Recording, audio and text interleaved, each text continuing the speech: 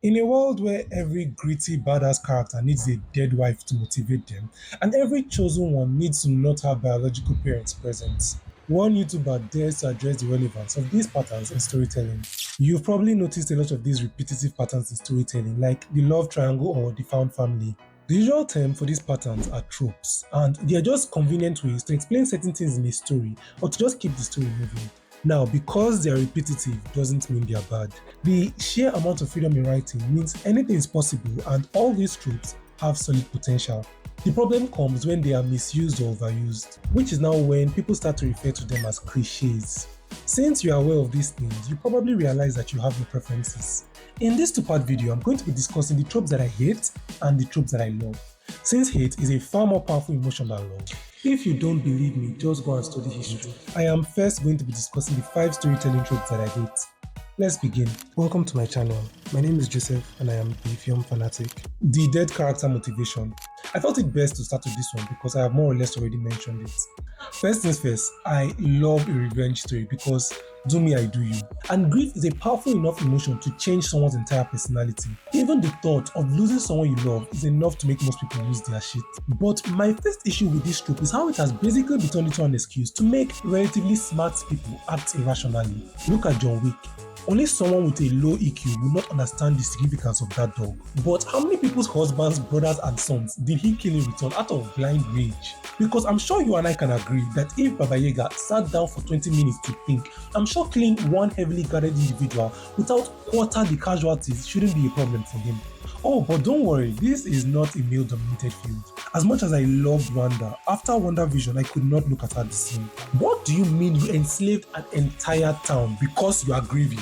The entire population puts their life on pause because of one woman. She essentially scattered the lives of the entire population and people they know outside. Someone in the writer's room must have understood the gravity of this thing. That's why they made her a villain the next time we saw her. My second issue with this trope is how it essentially strips characters of all their agency and basically just leaves them as plot devices. The Punisher is a very good example of this trope done well, but even die-hard comic book fans will tell you that you essentially need to dig before you find solid characterization on his wife and kids. There's also this movie that came out this year, The Amateur, and it is a good movie, but it essentially reminded me of why I do not like this trope. Overpowered main characters. No matter how good you are at anything, even if you are a prodigy, you definitely need to train and you will definitely be beaten enough times before you start to get good enough. Unless there is a logical explanation. It particularly irritates me whenever there are main characters that can just scatter the place once they show up without any repercussions or sacrifices. Please, if that's what you're looking for, go and watch One Punch Man. What is the point? Here is the opportunity for growth and development as a character if they are essentially starting and ending the story on the same point or on the same power level. One of the things that made Invincible good is that in every loss that we saw, we get to see him struggle more and more. This is also a lot of people's problem with Korra. She has this mentality, but the villains she faces and the arc she goes through repeatedly shows her and the audience that it doesn't always work like that. And this doesn't sit well with the people that love Gragra. And this is one of the reasons I prefer her story to Ang's. Yes, I will defend this girl to my dying breath because I saw her overcome different flavors of Shaggy. When we see the MC struggle, it is also a surefire way to deepen emotional investments. Because if it's a main character you love, you want to hold them and console them and tell them everything is going to be alright. Even if you don't like them, the stakes are much higher and I bet you want to see how the story ends. Skyfall will forever remain the best Bond movie, not just because of this spectacular song, but this is essentially when we get to see Bond at his weakest. This man is physically and mentally declining and should definitely not be in the field, but here he is. We can always do this later. You know what? Let's. With an overpowered main character, you are essentially robbing us of character investment and stakes, character development and relatability. Forced romantic problems. If you are in a relationship and you and your partner are consistently having the same problems with no active progress or no clear sign of change, what does that tell you? Don't worry, allow me. The two of you most likely don't have sense. In my video about cinematic genres, check it out. I talk about how romance is consistently being disrespected and this is one of the causes. A lot of characters will either fix their relationships or have healthy dynamics with other characters, but because writers want to give them something to worry about. Here is your fair share of irrelevant, unnecessary and repetitive romantic problems. Ross and Rachel are obviously the king and queen of this nonsense and normalized it in sitcoms. How many times do you need to get back together before you realize that it doesn't work? Another case of this nonsense where it really pissed me off was in Young Justice, where the entirety of season 1 was spent establishing that Superboy and Miss Martian were a couple, just for the next season to start with them beefing and she was already in another relationship, so that they would just repeat their entire relationship arc again. Another version of this thing that really pisses me off is forcing characters that are in healthy, stable relationship into something romantic because it's either convenient or they don't know what to do with the character. I am referring to Coulson and May in Agents of S.H.I.E.L.D. Their relationship was a wonderful depiction of work husband and work wife because it was professional, respectful, understanding, and still very intimate. Till they added romance. People like to claim that liberals are pushing an agenda, but I want to ask you this question objectively. Will what I'm saying make a little more sense or be a little more obvious if they were of the same gender? Be creative with individual storylines and stop using romance as the default. Now who don't chop konji dey catch? Unnecessary backstory.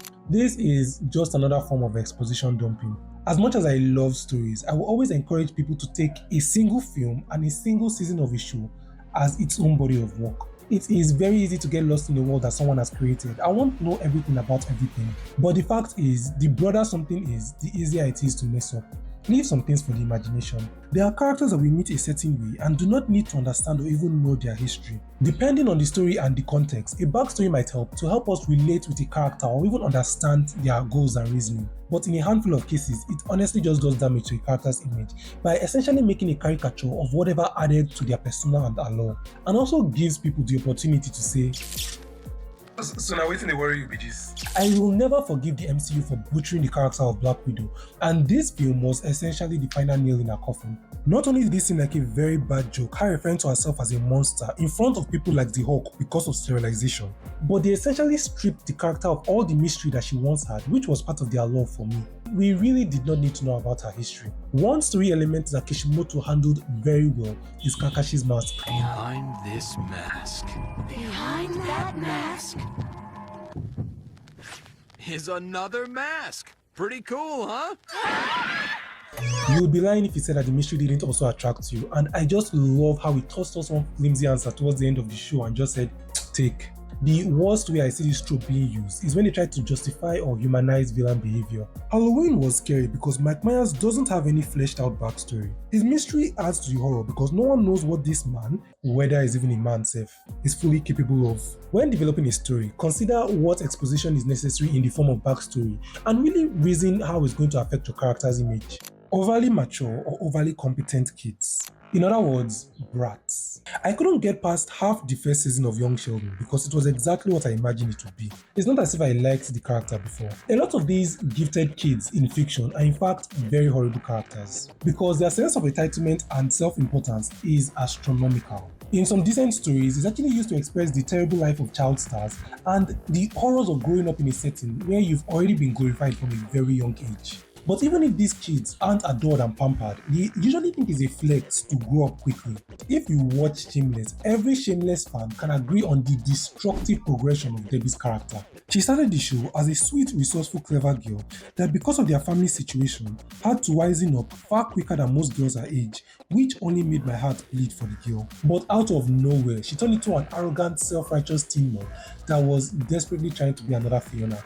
The saddest part about this trope is that even if they manage to be well-adjusted individuals, the people in their lives can be the destructive factor. I think we can all agree that from a very young age, Alex Dunphy was essentially the second mother in the house, and in a few cases outrightly took the parenting wheel from both her parents. It was a sitcom and a lot of these things were played for laughs, but we definitely saw it take a mental toll on the girl. The words on the page are vibrating and I can't make them stop. I forgot how to read. Alex, oh my God. Read it to me, Mommy. Baby, you're exhausted and you need to go to sleep right now. Come with me. In a number of cases, this trope just makes me uncomfortable. Allow kids to be kids, no matter how gifted they are. So there you have it, 5 storytelling tropes that we definitely need less of. Again, this is subjective and even I know that all these tropes are not necessarily bad. I have seen all of them handled very well to tell interesting stories. Nevertheless, I am very certain you are going to tell me what you think in the comments. Even if you want to defend them or yourself you are tired of seeing them. If you've watched this video to this point, it means you should drop a like. I'm going to talk about the storytelling tropes that I love in my next video. Don't worry, you will definitely see me soon.